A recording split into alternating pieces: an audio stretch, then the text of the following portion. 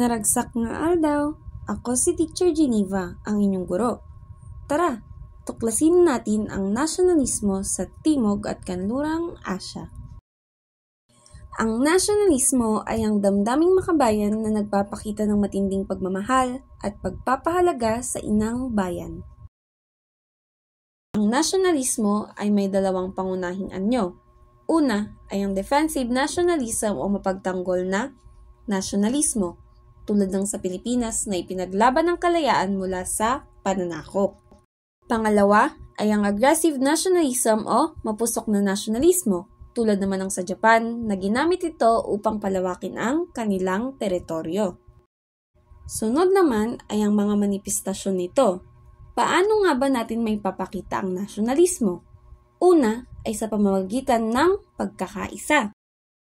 Pwede ring sa pagmamahal at pagtangkilik sa sariling produkto at kultura. At ang pinakamahalaga ay ang kahandaan na ipaglaban at ialay ang buhay para sa bayan. Ang nasyonalismo sa Timog Asya. Sa India, maraming pangyayari ang nagpalakas ng nasyonalismo. Una ay tumanggi ang England na bigyan ng ganap na kalayaan ang India kahit nagbigay ito ng suporta noong unang digmaang pandaigdig. Pangalawa ay ang naganap na Amritsar Massacre noong 1919 kung saan maraming Indian ang nasugatan at namatay.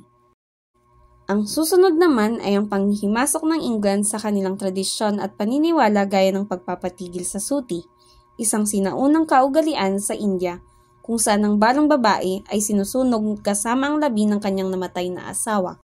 At ang female infanticide o ang pagpatay o pagpapabaya sa sanggol na babae dahil sa paniniwalang mas paborable ang pagkakaroon ng anak na lalaki. At ang panghuli ay hindi pantay na pagtingin ng England sa kanilang lahi.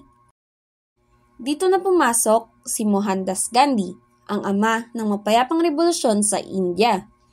Ginamit niya ang mga prinsipyo ng ahimsa at satyagraha sa mapayapang paraan ng pakikibaka tulad ng civil disobedience, pag-boycott sa mga produktong Ingles, pag-aayuno at ang kilalang Salt March, ang mapayapang protesta ni Gandhi noong 1930 laban sa bawis sa asin ng mga Ingles.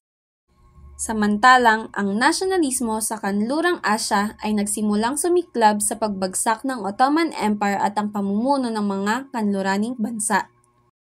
Sa ilalim ng League of Nations, pinamahalaan ng mga kanluraning bansa ang mga dating teritoryo ng Ottoman Empire. Hindi gaya ng India, ang nasyonalismo sa Kanlurang Asya ay hindi lamang laban sa mga dayuhan. Ito rin ay isang panawagan na wakasan ang kapangyarihan ng Ottoman Empire at magsimula ng mga reforma sa sariling gobyerno, ekonomiya at kultura. Ito ang ilan sa mga bansang lumaya sa Kanlurang Asya. Turkey. Ang bansang Turkey ay hiningi ang kanyang kalayaan sa pamumuno ni Mustafa Kemal Atatürk na nagsulong ng pagkakatatag ng isang republika.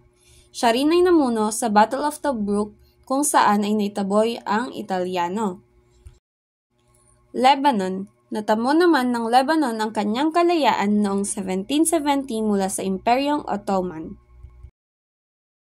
Ang Kuwait naman ay isa sa mga bansa na unang lumaya sa Kanlurang Asya noong 1759. Ang Saudi Arabia naman ay noong taong 1926 ay ipinahayag ni Ibn Saud ang sarili bilang hari matapos niyang pag-isahin ang mga hiwa-hiwalay na teritoryo at pinangalanan niya itong Saudi Arabia. Matapos ang ikalawang digmaang pandaigdig ay naisagawa ng mga Jews ang Zionism, kung saan ang pag-uwi sa Palestine ng mga Jews mula sa iba't ibang panig ng daigdig. Ang Iraq naman ay napasa ilalim ng proteksyon ng England noong 1932. Yun lamang, paalam, at parating tandaan na ang pagmamahal sa bayan ay hindi nalilimutan.